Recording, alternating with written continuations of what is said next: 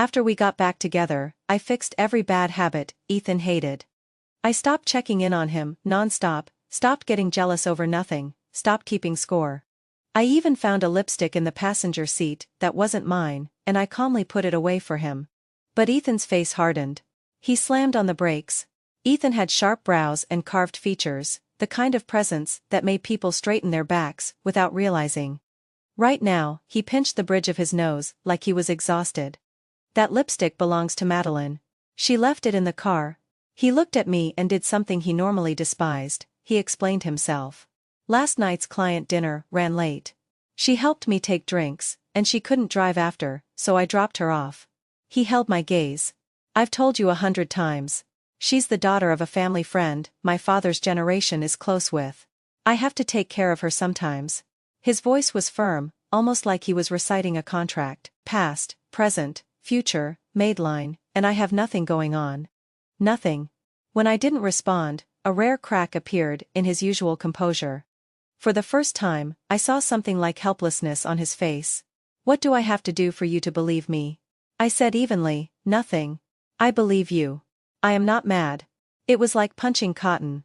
For a split second, his expression went blank. Then why haven't you said a word the whole drive? I glanced at the time, calculating how long it would take to get to the airport, and made up an excuse. You said you don't like hearing information that has no value. I pointed ahead. I am going to be late for work. Just drop me off at this corner. I was watching traffic, and didn't notice his face darken. You always get out at the next light. His tone turned sharp. This is still 2 kilometers from the office. I hadn't thought that through. I had to meet his scrutinizing stare. It's early. If you are not going to the office, where are you going? The hesitation in his eyes was getting heavier, when his phone chimed. A special ringtone. Madeline's. Ethan's gaze snapped away, his attention suddenly everywhere, except my face, too guilty to be natural. Work call, he said quickly. I need to take this. In the same breath, he tossed aside whatever suspicion he'd had about me, unlocked the doors, and said, then get out here. I nodded, unbuckled fast, then he called my name.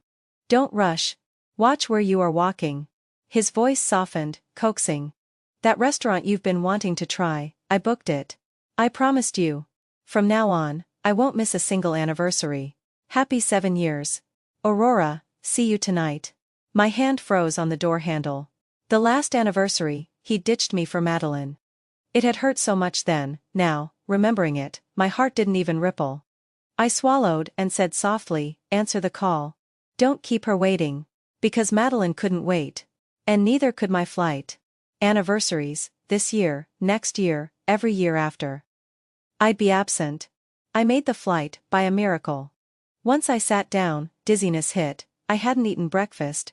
Instinctively, I reached into my pocket. 3 chocolates. Of course.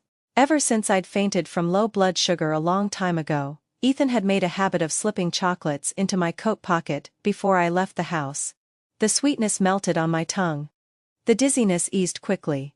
Then the bitterness came, dense and unstoppable, rising from somewhere deep. 7 years together. How did Ethan and I end up here? At first, I truly believed Madeline was what he claimed, a favor hire, someone he had to bring into the company because of old connections. That was why Ethan kept drawing a hard line with me at work, and why he gave her special protection. Our department head targeted me again, and nothing happened. But if he so much as spoke to Madeline a little coldly, he got fired. People whispered behind her back, and in front of me, Ethan's secret girlfriend, they called her the boss's wife. I forced myself to understand Ethan's difficult position, but that special treatment followed him home. Again and again, Ethan abandoned me mid-date because of her calls, rushing out to handle something. The explosion happened one night when I saw a photo in a small coworker chat. Ethan, who told me he was working late, was sitting beside Madeline at a midnight movie. The same movie I begged him to watch with me, and he'd rejected without mercy. Back then, I'd tugged his sleeve, like a kid. Come on. People watch romance movies with the person they love. Let's go. Ethan hadn't even lifted his eyelids. Watching that kind of brain-dead romance is a waste of life. But in the photo, he looked polished, relaxed, smiling, as if he had all the patience in the world. The chat messages blurred into noise. When Ethan came home, I asked in a flat voice, so, How was true love? Something flickered in his eyes, surprise, maybe. Or maybe I imagined it. His face stayed cold. You followed me? My chest felt like it had been smothered under a wet, heavy towel. I could barely breathe. Why would I need to follow you? My voice shook. Your sweet little couple photos are all over the company chat. I couldn't stop my body from trembling. Ethan, if you want to break up, just say it. You don't have to lie to my face like this. He didn't even change expression. Calm, detached, like he was watching a stranger's meltdown. If you don't have the most basic trust in me, there is nothing to talk about. His tone was almost bored. Aurora, I've had a long day. I don't have the energy to argue. No guilt. No explanation. Compared to me, messy, shaking. He was so composed, it felt cruel. He even set a paper bag down neatly on the table. True love printed on the bag looked like a blade of ice, straight through my heart. Everything I'd held down for so long, hurt, humiliation, grief, collapsed on top of me at once and snapped the last thread of my reason. I grabbed the bag and threw it to the floor. It wasn't sealed. The contents rolled out, with soft thuds. I didn't even look at first. I stared at him with burning eyes. We stood there like enemies. After a long moment, he turned and slammed the door. I stood frozen until something rolled to my feet. I looked down, and went still. Chocolates. Dozens of round, handmade chocolates scattered across the floor. I still softened. I told myself we should talk properly. But for 3 days, Ethan didn't answer my calls and didn't come home. I swallowed my pride and messaged him, I am sorry I got upset, before we talked it through. But you said you were working late, and you went to a movie with her, that's also true. Tonight is our 6th anniversary. I'll be home. Let's sit down and talk, okay? I waited from daylight to night. He never came. Near 11, I made up my mind and went to the office to find him. On the way, I ran into my old department head, the one Ethan had fired because of Madeline. He dragged me toward a darker corner. I don't dare touch the CEO's woman, he hissed, but you. You think I won't touch you? My phone wouldn't connect, again and again. My screams came out broken and useless. If passersby hadn't run over and driven him off, the damage wouldn't have stopped at bruises and a swollen face. When my phone suddenly rang, I screamed like an animal startled by a gunshot. Then, I saw the name on the screen.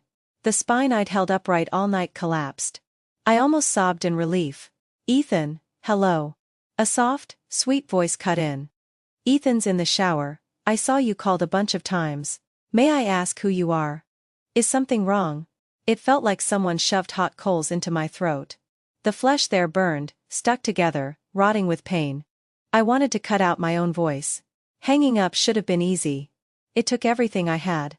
I limped to the police station, filed a report, finished the statements, and walked out into the night with my whole body shaking. The clock hit 12:01 a.m. That was when Ethan finally called. His voice was still high and cold. Learned your lesson. In that instant, I understood. He'd done it on purpose. All the calls that wouldn't connect on our anniversary day, this was his punishment for not trusting him enough. Tears ran over my swollen face like acid. When I spoke, my voice was hoarse, shredded. Ethan. We're done. Silence, 1 second. Then his laugh, sharp as glass. Fine. Don't regret it. He cut the call without hesitation. No lingering. No fight. Just, agreement. At first, I just couldn't sleep. I replayed every detail, terrified. I'd judged him wrong, terrified. I'd sentenced him without proof. I reread our messages again and again. The more I read, the more my grief turned into resentment. I began to hate Ethan. 6 years. 6 whole years. I hated how easily he threw me away, like tossing out trash. At 4 in the morning, I deleted every account of his I had, wiped him from my phone, and dragged myself out of bed to gather every last thing he'd ever left in my apartment. I stuffed it into garbage bags and hurled them into the dumpster downstairs. I thought I'd feel free. Instead, it felt like I'd finally killed the mosquito that tortured me. And the blood that splattered was my own. I went to work on time as if nothing happened. Only I knew it, someone had carved a chunk out of my chest. Ethan used to live there. Then it rotted. To survive, I ripped the rotten piece out with my own hands. I forgot that the wound might be too big for anyone to live through. My emotions came roaring back the day I saw him at an all-hands meeting. Ethan was calm, steady, more successful than ever, like losing me hadn't affected him at all. Madeline met his gaze, like she thought no one noticed, cheeks faintly pink. I started going sleepless for nights, vomiting whenever I tried to eat. Ethan didn't use social media, so I obsessed over Madeline's accounts instead, dissecting every post and caption that hinted at him. Then I fainted at work from low blood sugar and woke up in a hospital bed. Ethan came, finally, to see me. It was the 29th day after we broke up. He lazily turned the matching couple ring on his finger. "Aurora. You lost weight." My eyes were empty. I opened my mouth. "I am sorry." Ethan smiled, satisfied, like he'd won. And just like that, we got back together. People say it's better to suffer once than to suffer slowly. But not everyone can do that. For someone with weak willpower, the best way is a quiet withdrawal. Put them back where they used to stand in your life, but slowly stop expecting anything from them. Let warm water boil the heart. The process won't be too hard. The ending won't feel like a knife. At first, when I pretended to be generous, my heart still ached in small, hidden ways. Ethan seemed pleased. He'd tilt his mouth up, pat my head like I was a pet. "Aurora. You grew up." Half a year after we reconciled, my self-rescue started to work. I became exactly what Ethan wanted. When he stayed out all night, I didn't check on him. Whatever Madeline did, I didn't ask. And one day I realized, something inside me had dropped away on its own, like an overripe fruit falling from a branch. I blinked, then laughed quietly. I sent my arts outside to the France branch of a company that had tried to recruit me before. I turned it down back then, because I wanted to stay by Ethan's side. This time, I got the offer. My flight was in 2 weeks. I didn't plan to tell Ethan. Our relationship had always been optional to him. I became more reasonable, more mature. But Ethan, strangely, started to look unhappy. I thought I was imagining it and kept working late, like usual. When I got home and was about to shower, he stopped me. Ethan lifted his gaze slowly. "Lately, don't you have anything to say to me?" I yawned, confused. "About what?" "Nothing." His voice was flat. "Go." I found out soon enough, he was angry. That night, he held me from behind, his breath hot, against my neck. His murmurs were gentle, but his grip felt like interrogation. "Madeline's been making you work late on purpose," he said lowly. "Why didn't you tell me?" I could barely think through the intensity, couldn't understand what he was even angry about, but I still ended up begging the person who caused it. "Work is work, personal is personal. I am behaving. Like you wanted." Because that used to be his rule. Back when my department head targeted me, dumped blame on me, Ethan had criticized me in front of hundreds of people at a meeting. Even a pig wouldn't make a mistake this stupid. Later at home, I'd swallowed my tears. The email trail can prove it. Why wouldn't you even let me explain? Ethan's face back then was the same as it was in the office. Work is work. Personal is personal. "Aurora, I only care about results. At the company, I am your boss, not your boyfriend. I can't openly take your side." 2 days later, my department head was fired, because he'd been rude to Madeline. I worked myself to the bone, ranked first in performance. Everyone assumed I'd be the one promoted. Instead, Madeline, still on probation, was fast-tracked into the role and became my manager. Now, when I finally placed myself correctly, quiet and professional, Ethan froze. He rolled me over, the light too bright. I covered my eyes, tears slid out at the corners from pure reflex. Ethan insisted on prying my hand away. I tried to resist, but I didn't have the strength. "What are you doing?" He forced my hand down anyway, and stared hard into my eyes, stubborn. "Before, you always looked at me." I didn't know what madness had grabbed him. I met his gaze, impatient. For a heartbeat, panic flashed in his eyes. He covered my eyes again, lowered his head to kiss me, and kept calling my name like he was trying to anchor himself. "Aurora. Aurora." The next day, Ethan suddenly asked Madeline to present a work report on a project I'd done. Madeline stammered and couldn't explain anything. Ethan's expression didn't change. "If you don't even understand your own work," he said coolly, "you don't need to sit in that chair." The entire meeting room went silent. Madeline covered her mouth and ran out crying. Afterward, our floor's break room was buzzing. "God, the boss looked terrifying today. You think the boss's wife is getting dethroned?" People chattered. Someone pointed at me while I stirred instant coffee. "Aurora, why aren't you saying anything?" Honestly, you are tough. Back then, he tore you apart in that meeting, and you didn't even cry. I didn't care about Ethan and Madeline's drama. But in a room where everyone was gossiping about the boss, silence looked like taking sides, and the target always gets shot first. So I forced a laugh. I am just an office grunt. How could I compete with the boss's future wife? Couples fight and make up. Love and war, that's the ultimate office romance. Hey, quit nudging me. Don't start. I steadied my ceramic mug and added, extra bright, they look perfect together. Honestly, I am shipping them. Only then did I notice the break room had gone unnaturally quiet. I looked up and met Ethan's face, cold as a winter lake. Under everyone's pitying stares, he summoned me to the executive floor with a stormy expression. The moment I stepped into his office, he wrapped an arm around me from behind. I flinched. Ethan was usually careful. To keep our relationship hidden, he made me get out 2 traffic lights early every morning.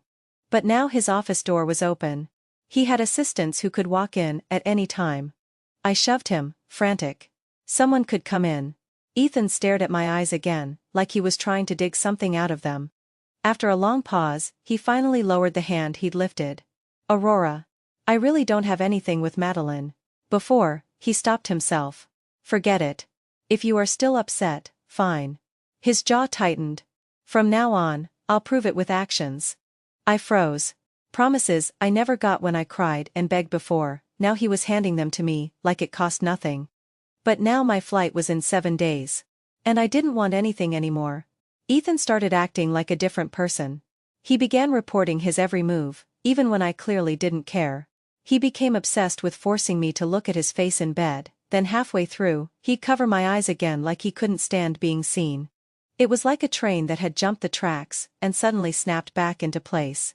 The clock hand, our relationship, everything felt like it had reversed to the time before Madeline ever appeared. For the first time, I wondered if maybe he wasn't completely indifferent. Maybe I should tell him face to face that it was truly over. When I bought my ticket, I hadn't noticed, my departure date was our 7-year anniversary. And tomorrow was the anniversary itself. That night, Ethan sent me a photo checking in from a client dinner. I decided I'd tell him everything when he got home. Then I saw it, Ethan kissing Madeline. Summer night, wind, stars. The scene was identical to 7 years ago, the night he and I made it official. Back then, I was in his arms. Now, it was her. Madeline's eyes were bright and taunting. Her lipstick looked perfect.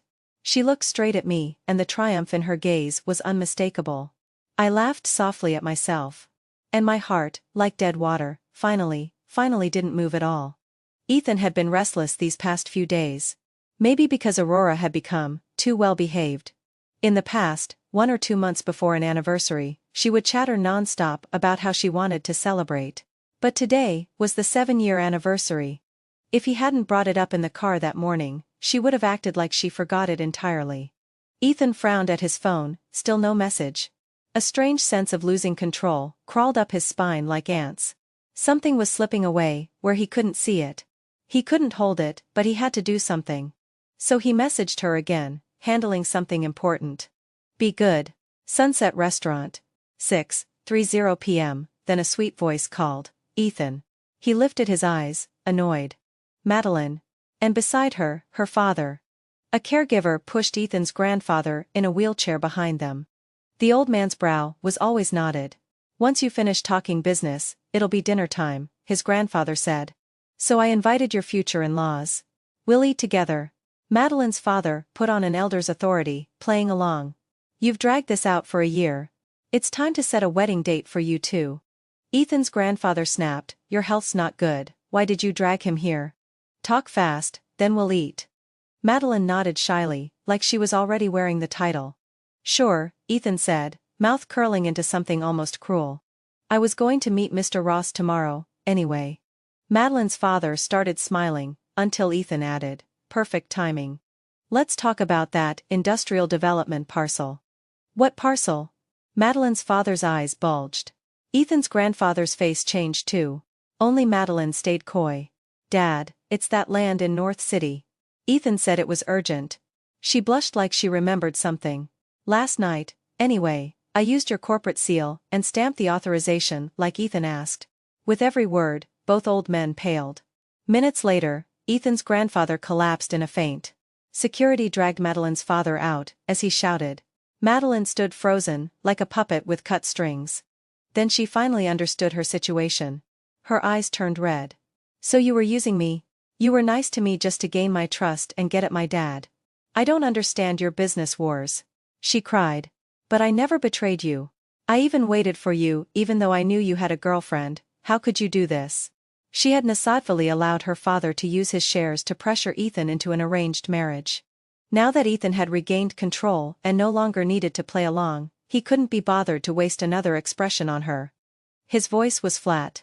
Never betrayed me. If you didn't use privilege, would you even be sitting in your position at Pierce Group? Madeline looked at him, like she'd met him for the first time. Then she wiped her tears and smiled bitterly. Oh. So you are standing up for your girlfriend, Aurora? Ethan's brow twitched, he hadn't expected her to know Aurora was the girlfriend. Madeline caught it instantly. So that name was his soft spot. Her voice sharpened. Aurora submitted her resignation this morning. She's below the level that requires your sign-off. I figured you wouldn't know, so I came to kindly tell you. Ethan's pupils shrank. He checked his watch, stood, and said coldly, I have to go. Do what you want. Madeline watched his speeding steps, and tasted his panic. Oh, and one more thing. Her blood roared. Her voice turned sharp and poisonous. Aurora saw us kissing last night. She loved the way his hand froze on the door. You should have seen her face. What a shame. Ethan drove home like he was being chased. Aurora didn't answer a single call. When he opened the door, everything looked the same as it had that morning. Her favorite pillow was still tilted on the couch, goofy and soft. Her clothes were still neatly in the closet. His pounding heart began to settle, until he saw the nightstand. 2 matching rings. Their couple rings. Under them, a note, we're done. Returning these to you. The voicemail tone, no answer, stabbed him again, and again like poisoned arrows, straight through the heart. Then, an unknown number rang. Ethan, who had stayed calm signing his parents' death paperwork and discovering stolen shares, found his hand trembling. Hello, he said, heart hanging over a cliff. Like he was grabbing the last rope. Aurora? A polite, professional voice answered. Mr. Pierce, hello. We're calling from Sunset Restaurant, the venue you booked. It's 6:31 p.m., neither you nor your girlfriend has arrived. Would you like to delay the proposal schedule? His heart dropped, shattering, and he didn't even have time to feel pain. In the days that followed, he fought nonstop against Madeline's father's backlash and his grandfather's last desperate counterattacks. He already knew where Aurora was, but he couldn't go to her yet. Until the 29th day after the breakup, when Pierce Group finally became fully his. He flew to her country. He clenched the ring Aurora had thrown away in his fist, the metal biting his palm, the ache spreading into his chest. Only then did he recognize that sour, choking feeling. Humiliation. He told himself Aurora had gone too far this time. Fine. She loved him. She'd seen him and Madeline kiss and got furious, that had to be it. If he just went and soothed her, she'd come back. On a foreign street, from a distance, he saw her, his Aurora, kissing another man. When Simon leaned in, my brain went blank. Heat rushed from the spot, his cheek brushed to my neck, and then everywhere. He stepped back immediately. I stared, stunned. Why did you do a cheek kiss all of a sudden?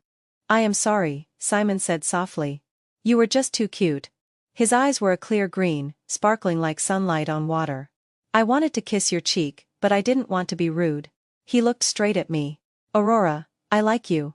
Will you be my girlfriend? This time, I truly froze. My coworkers had been teasing me, hinting that the boss liked me, but I never took it seriously. Simon was our branch general manager, half Eastern European, half Russian, young, brilliant, and beautiful in a way that felt unreal. When he didn't speak, he looked severe. My private connection to him started when I stayed late practicing my French. One time I fell asleep at my desk and woke up with a thin blanket over my shoulders. He scolded me with a straight face, working late isn't a virtue. I got embarrassed and started to explain, then I saw a mischievous glint in his eyes, like a child, pleased with his prank. In clumsy English, Simon added, but effort deserves a reward. Aurora, you teach me English, he said. I'll help you with French. Deal? I agreed, overwhelmed. With his help, my speaking improved fast. 2 weeks into the new job, I landed a huge deal. It threatened someone else, who wanted the same promotion, and he tried to isolate me using my nationality as an excuse. At an all-hands meeting, Simon praised me publicly and singled that guy out for a harsh reprimand, clear warning, clear protection. Coworkers said they'd never seen Simon go that far for anyone. I thought, absurdly, so this is what it felt like, to be Madeline. After I came to France, I rarely thought about Ethan. I already knew my leaving wouldn't affect him. If you expect nothing, you can't be disappointed. Besides, Ethan was the type who never lost his composure. He would never show up in my country like some dramatic CEO romance movie lead. Aurora. At that exact moment, I saw him, stormy-faced, striding toward me, impossible, unreal. I didn't even have time to widen my eyes before Ethan yanked me into his arms, breath unsteady. Just now, I thought I saw, Simon's surprised voice cut in. Mr. Pierce. You and Aurora know each other. I froze too. Why did Simon know Ethan? I tried to push Ethan away. He seemed to realize a third person was there. He released me, but stayed glued to my side. His voice was calm, but his right arm locked around my shoulders like steel, pinning me. Forgot to introduce her, Ethan said. Aurora is my girlfriend. My brain crashed from the overload. I blurted without thinking, let go. We already broke up. Simon's eyes narrowed, turning icy as he looked at Ethan. Please release her. Even if you are our client, Simon said, controlled, I am responsible for my employees' safety. Ethan cut him off with a cold laugh. Your company's general manager does surprise cheek kisses on employees. His gaze sharpened. I don't consider that polite. Now I finally understood. Ethan was the true client behind the huge deal I'd closed. Exhaustion rose from my bones. The pride I'd felt in adapting to a new country, a new job, a new language, now slapped me in the face. Yes, integrating into a foreign life wasn't easy. But people fall in love with themselves by surviving hard things. And it wasn't just that one deal, my total performance this month was still top of the department. I just didn't understand why Ethan had to show up now to tell me, admit it. Without me, you can't live well. I stopped struggling and said calmly, Ethan. Let go. I gave Simon a reassuring look and told Ethan. Let's sit down and talk. The conversation came late. Ethan rubbed his brow, long lashes shadowing tired eyes. That night downstairs, Madeline moved too fast. I didn't have time to dodge, he said, as if copying and pasting an excuse. Like just now, Simon suddenly leaned in toward you. Then he added, as if I were the unreasonable one, but you've stayed angry too long, and you went too far. I am sorry. Can you come home with me now? Even now, Ethan thought I was throwing a tantrum. A laugh, absurd and bitter, stuck in my throat. What happens between you and Madeline? I don't care anymore. I met his eyes. Ethan, when I say we're done, I mean it. We are done. I wasn't nasty enough to think he'd chased me here out of love. He was just used to being the one above. He couldn't tolerate someone behind him disappearing on their own. My answer clearly wasn't in his script. His face went blank. That blankness was the confidence he'd always taken from me, because in the past, I was always the one who panicked first, surrendered first. He opened his mouth, stunned. Why? I used to scream that question. Ethan always said there was nothing to explain. Now I understood him back then, with sudden clarity, when you don't care, you don't explain. I said evenly, no reason. It doesn't matter. I don't love you anymore. Breaking up is normal. Ethan studied me for a long time, then said, certain and possessive, you are still resentful. His gaze turned dark. Fine. You want to break up? Then I'll pursue you again. I never knew Ethan had the ability to cling like this. He always cared about dignity, he'd never lowered himself before. Yet now, as the client, he insisted on sharing office space with our team, showing up calmly in my work and life, as if he belonged there. I didn't mistake it for love. It was pride. He couldn't accept being the one dumped. One day, passing the break room, I heard coworkers gossiping about me, how lucky I was, 2 top-tier men chasing me, and who I'd end up with. Everyone bet on Simon. They listed reasons. Simon publicly shut down a racist for me. Someone saw Simon and me alone in his office late at night. Someone saw us attend a re-release of an English film together. Then, bang. A glass hit the floor, drawing every gaze to the other doorway. Ethan stood there, staring at me from afar. The man who was always ruthless and in control now looked lost, terrified. Later, Ethan forced me to dinner under the guise of client relations. He gripped his glass so hard his knuckles whitened, voice rough. "This past year, I treated you badly, didn't I?" His lashes trembled like butterfly wings. I was wrong. I didn't manage my boundaries with other women. But I fired Madeline. I didn't cheat. You can't sentence me to death over this. He paused, then tried to sound casual. "Just like I know, you and Simon don't have anything, right? There is no real empathy in this world. People only understand cold, once they're the ones standing in the blizzard." I watched him, felt, for the first time, a sharp satisfaction. But I didn't want to drag Simon into my mess. I said, "It doesn't matter." Ethan's voice rose, startling nearby diners. "Doesn't matter? Everything doesn't matter to you now. Then what matters at all?" He swallowed hard, forcing himself to steady. Like a drowning man clutching his last piece of driftwood, he pulled out the couple ring I'd rejected, our old ring, like a gambler, placing his last chip on the table. "You said you'd trade this for a wedding ring. That still counts." His voice tightened. "Let's get married. When we go back." "Okay." He knew better than anyone how badly I used to want to marry him. He kept saying, "The company doesn't allow office relationships." Not yet. Not the right time. So I stayed a secret girlfriend for years, waiting and waiting. Back then, when that department head targeted me, I'd even joked bitterly at home, "When I finally become the boss's wife, I am going to scare everyone, especially Derek." Then, small and tired, I'd asked Ethan, one year after another, "When will this right time ever come?" Now, hearing the proposal I'd once dreamed of, my heart didn't stir at all. I met his eager eyes, took the ring, and said calmly, "On our 6th anniversary, I called you."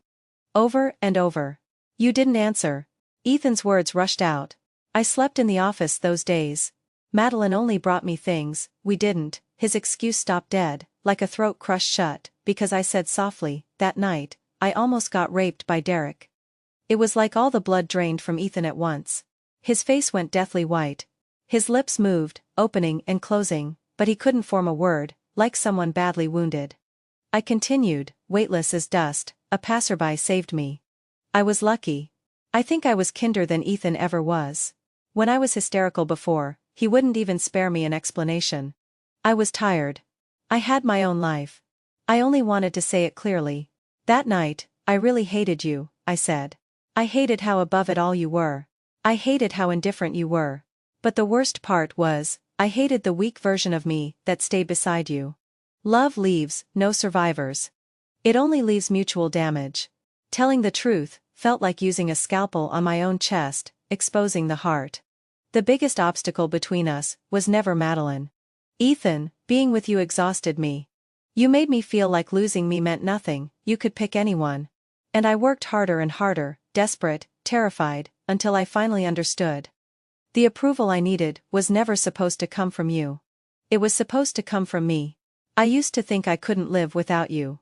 But without you, I am doing better. When my last word fell, Ethan just stared, grief struck and shattered, as I opened the window and tossed the ring outside. He didn't say a single thing. After that talk, Ethan stopped coming to my company. The last time I saw him was at project closeout. Simon and I represented the vendor side, and Ethan represented the client. Simon was a gentleman. After he learned my history with Ethan, he didn't push me for an immediate answer. He said he'd wait until I'd handled everything. In the car, silence stretched. I sat in the front passenger seat. Ethan sat in the back, eyes down, not speaking. I'd been so clear. Ethan wasn't the type to wallow. After this project, we should never meet again. That winter in France was brutally cold. One night, a blizzard hit without warning. My eyelid twitched hard, a bad omen I didn't believe in until it was too late. The accident happened in a blink. The tires slipped. Simon swerved fast, but the car spun anyway. My body slammed into the window. In the distance, headlights rushed toward us, too fast. Right before impact, a familiar, clean scent surged close. Ethan lunged forward, wrapped me in his arms, and pressed my head tight against his chest, without hesitation. Something hard was pinned between us through fabric. I realized, a ring. The ring I'd thrown away. At the very end, Ethan said, "Aurora, I am sorry. When I opened my eyes again, Ethan was in the ICU, still in surgery.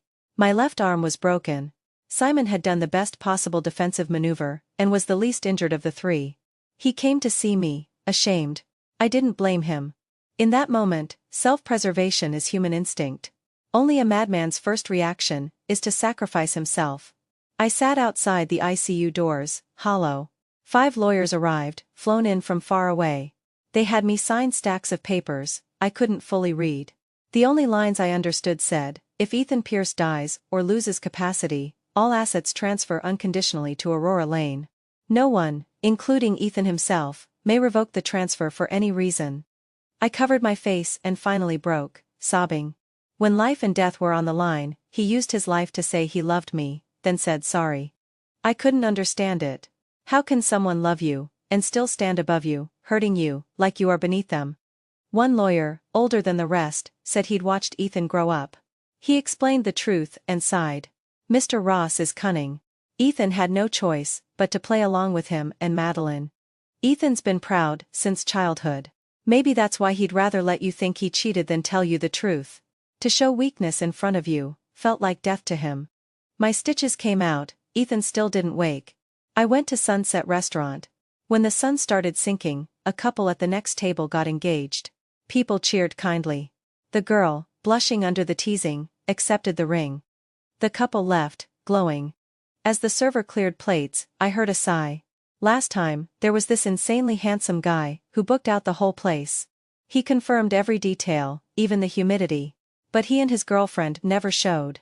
Wonder what kind of sad story that was. The sun fell, leaving only soft afterglow. I watched, and for no reason, the light felt painfully bright. Tears slid down silently. I couldn't deny it. In this world, besides Ethan, no one could make me feel love and hate this extreme. That night, back in the hospital room, Ethan lay still, handsome and sharp as ever, like he should open his eyes any second. Look at me, kiss me. I opened my mouth. I thought about it. You're sorry, I don't accept it. Your reasons were real. The harm you did was also real. Ethan, we can't go back. The wind brushed the window. I said softly, but the future is still up for consideration. The end. Ethan's bonus story, what it means to build a boat. Ethan dreamed for a long time. First, he saw Aurora at 19, the day the department recruited new members. He was the team lead, she was the new girl. They were eating at a Japanese restaurant, and she hesitated over the menu before ordering a simple set meal. Someone laughed at her. Her skin was pale, the red climbed from her ears down her slender neck, and vanished beneath her white collar. She was so embarrassed, yet she still smiled and admitted, sorry. My family wasn't well off. I've never had this kind of meal before. Later, the girl who'd never eaten Japanese food, who'd stumble in heels, learned to walk through this strange city like it was her sea. Winning first place again and again. Like a small boat, tiny, but tough, refusing to sink. Ethan loved her honesty and resilience, and he wanted to become a safe harbor. He wanted to protect her so completely she wouldn't have to risk anything. But he forgot, a boat wasn't built just to stay in the harbor. A harbor should tell a boat that no matter where it sails, there will always be a place to dock safely. Instead, he tried to stop her from sailing. He made her doubt her own worth. He loved her, he just loved her the wrong way. In the dream, he prayed to God, wanting to go back. God told him regretfully, the past can't be returned. But then, like a voice from somewhere brighter, he heard, the future is still up for consideration. Ethan opened his eyes. He thought, if Aurora forgives him, that's best. If she doesn't, that's fine too. This time, he would respect her choice, unconditionally.